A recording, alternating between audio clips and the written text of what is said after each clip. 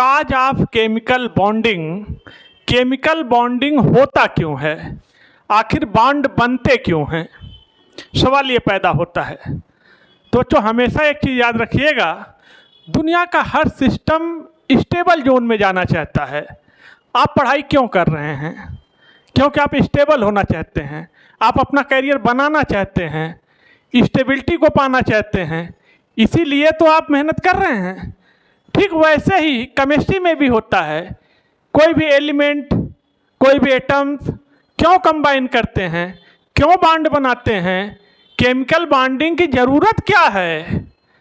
तो उसका एक आंसर है टू एक्वायर द स्टेबिलिटी पाने के लिए।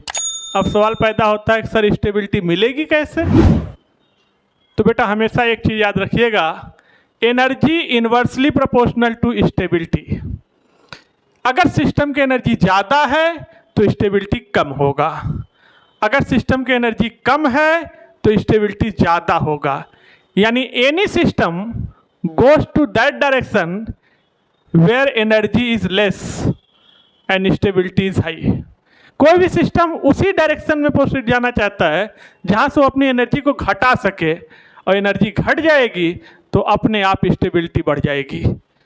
तो काज ऑफ केमिकल बॉन्डिंग क्यों होती है, वीडियो को लास्ट तक देखिएगा। कोई भी केमिकल बॉन्डिंग का कोई भी क्वेश्चन होगा, कोई भी कॉन्सेप्ट होगा, कोई भी मिस नहीं करेगा, केवल आप वीडियो को पूरा वॉच किया करिए, कोई सवाल आपके हाथ से जाने नहीं पाएगा। तो केमिकल बॉन्डिंग क्या होता है, काज ऑफ केमिकल बॉन्डिंग, इसका एग्जैक्ट आंसर आपके सामने होता है कि to lower down the energy and higher the stability.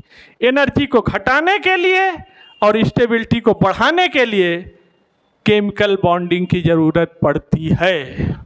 यानी लोअर द एनर्जी,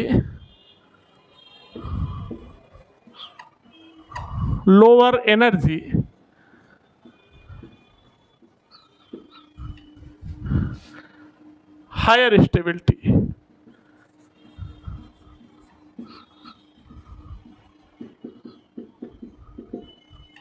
एनर्जी को कम करिए, स्टेबिलिटी को बढ़ाइए, यही काम होता है केमिकल बॉन्डिंग का।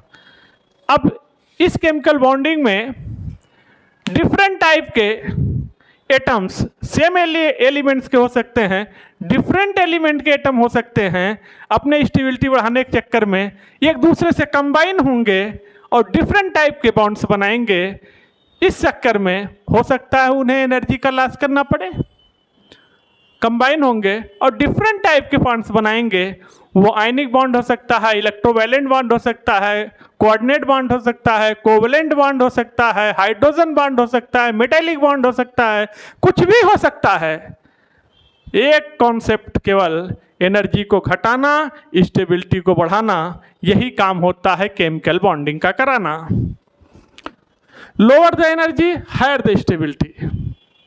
बात समझ गए केमिकल बॉन्डिंग क्यों होता है? तो अब समझिएगा कि सर स्टेबिलिटी का क्या कोई फिक्स पैमाना है आपके पास? बच्चों देखो, कोई फिक्स पैमाना दुनिया में केमिस्ट्री में कुछ नहीं है, लेकिन एक जनरल आइडिया तो होता ही है कि कैसे स्टेबिलिटी को हम देख सकते हैं। अब हमारे पास आता है ऑक्टेट रूल। ऑक्टेट रूल क्या होता है, क्यों होता है? जैसे लाइफ में इतनी भाग दौड़, टेंशन मची हुई है, ठीक वैसे ही एलिमेंट्स की दुनिया में भी बहुत ही कंपटीशन है, बहुत ही भाग दौड़ है। जैसे आज आपको अपने तकलीफ से, अपने दुख से कोई तकलीफ उतना नहीं है जितना पड़ोसी के सुख से आपको तकलीफ है। ठीक उसी तरीके से ये एलिमेंट्स हैं। अगर ये देख लिए कि कोई स्टेबल है तो इस चक्कर में ये चाहते हैं कि हम भी स्टेबल हो जाएं। कैसे? जैसे नोबेल गैस हैं। नोबेल गैस कौन कौन से होते हैं?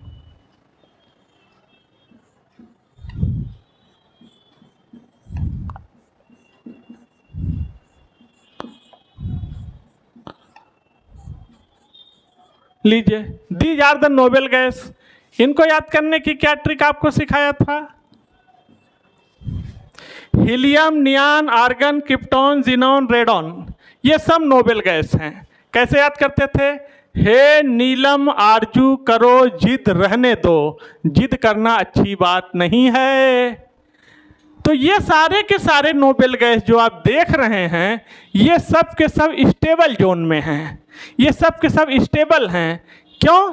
क्योंकि इनका ऑक्टेट कंप्लीट है। ऑक्टेट कंप्लीट का मतलब है इनके वैलेंस शेल में 8 इलेक्ट्रॉन है। क्योंकि ये हीलियम है, ये छोटा एलिमेंट है, इसका न्यूक्लियस छोटा है, ये 8 इलेक्ट्रॉनों को होल्ड नहीं कर सकता, तो इसके वैलेंस शेल में 2 इलेक्ट्रॉन है, लेकिन वो 2 इलेक्ट्रॉन से भी ये स्टेबल है, यानी ये स्टेबल डुप्लेट बनाता है। इसके लिए डुप्लेट रूल है। बाकी सबके लिए कौन सा रूल है? Octet rule. देखिएगा जरा इनका एटॉमिक नंबर्स 18, 36, 86। लीजिए, हीलियम का सबका एटॉमिक नंबर मेंशन हो गया। जरा इनका इलेक्ट्रॉनिक कॉन्फ़िगरेशन देखिएगा। 2 इलेक्ट्रॉन है, गरीब है। 8, 8, 8,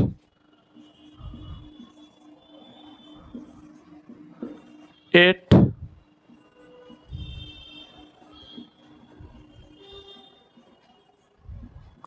8,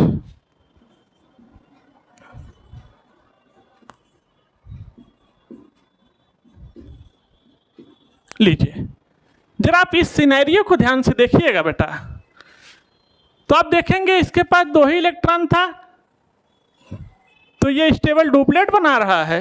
लेकिन बाकी और आप सबको देखिए, नियॉन के वैलेंस शेल में 8 इलेक्ट्रॉन, आर्गन के वैलेंस शेल में 8 इलेक्ट्रॉन, क्रिप्टन के वैलेंस शेल में 8 इलेक्ट्रॉन, जीनन के वैलेंस शेल में 8 इलेक्ट्रॉन, रेडन के वैलेंस शेल में 8 इलेक्ट्रॉन।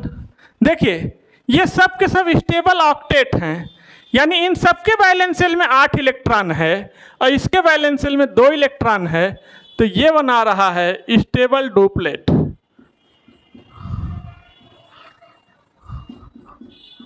Stable duplet. और अगर आप उसको छोड़ दीजिए तो बाकी जितने हैं ये सब के सब बना रहे हैं